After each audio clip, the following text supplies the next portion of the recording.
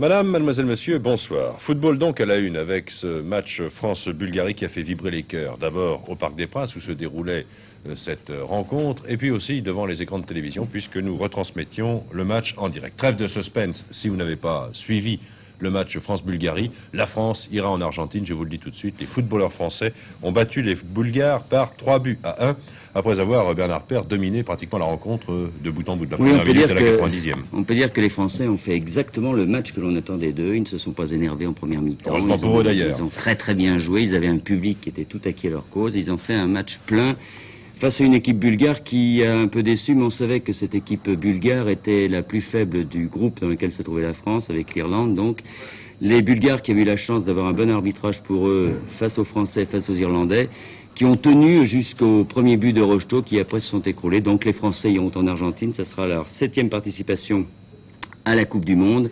Et on peut dire que tout le football français se réjouit du succès des hommes d'Hidalgo qui ont fait un très bon match. Il y a des talents dans cette équipe de France et on peut espérer en tout cas que les Français en Argentine réussiront à une bonne Coupe du Monde. En tout cas, on connaîtra peut-être leur grand en 58. Mais enfin, ne rêvons pas. En tout cas, les adversaires du groupe de la France seront connus le 14 janvier puisque le tirage au sort de la Coupe du Monde aura lieu à Buenos Aires ce jour-là. Voilà pour ces précisions, Bernard. Je suppose qu'on va revoir quelques images de ce match. Quelques images de ce match et une ambiance assez extraordinaire dans le Parc des Princes. On peut dire que depuis que le Parc des Princes était construit, on n'avait pas senti une telle ambiance. 40 000 spectateurs, quand vous voudrez, mon cher Lambert, pour les images de cette rencontre. Et voilà. Les Français sont naturellement en bleu et ils vont attaquer donc en posant leur jeu, en jouant très bien, en faisant circuler la balle et vont obtenir le premier but à la 38e minute. Vous voyez que les actions françaises sont très bonnes, très dangereuses, mais il manque toujours un petit peu quelque chose. Il y a une faute sur Lacombe, une faute sur Platini que l'arbitre n'a pas sifflé, M. Corvert, qui n'a pas fait un arbitrage à la maison, loin de là. Et sur ce corner, suivez bien ce ballon tiré par Six. Trésor est venu prêter main forte à ses attaquants, le ballon lui revient, finalement c'est Rocheteau qui de près marque ce premier but, le but de la qualification, le but de la délivrance aussi pour cette équipe de France. Vous voyez la joie des tricolores, encore une fois qui ne se sont pas énervés, ils ont marqué assez tard, 38e minute, ils ont toujours très bien joué en ce début de match et là c'est vraiment le but, on peut dire, de la libération. Nous revoyons ce but sous un autre angle, toujours donc tiré par Didier Six.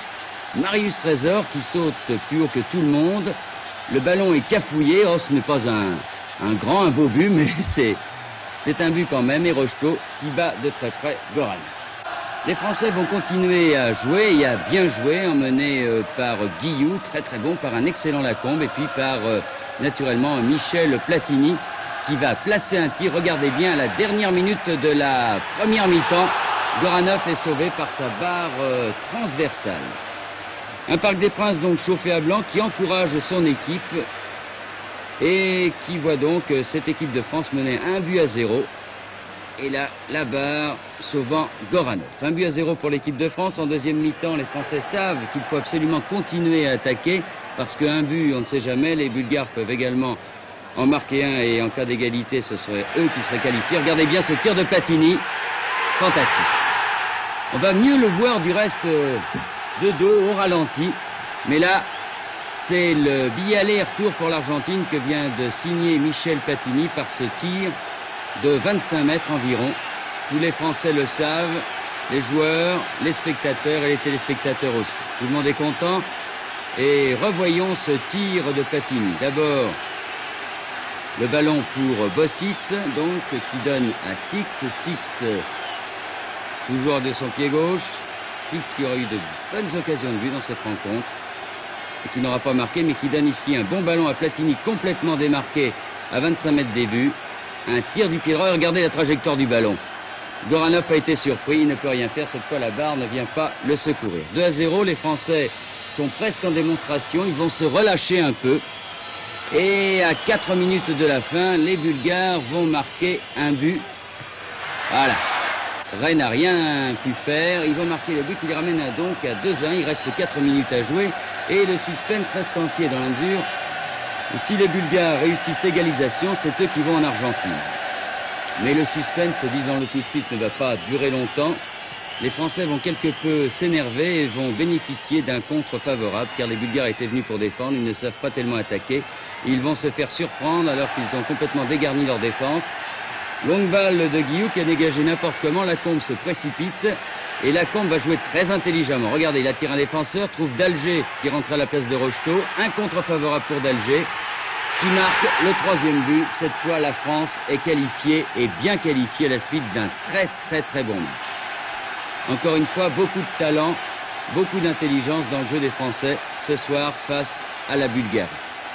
Nous allons revoir ce but au ralenti, donc, avec ce très bon débordement de Lacombe et le centre sur Dalger, qui va donc marquer le 3e but, donner la victoire 3-1, une victoire qui réjouit tout le monde, tous les milieux du football en tout cas. Et Thierry Roland a pu s'entretenir à la suite de cette rencontre avec Michel Platini. Alors qu'Hidalgo, porté par ses joueurs, pleure de joie. Les nerfs ont lâché, mais la France est qualifiée.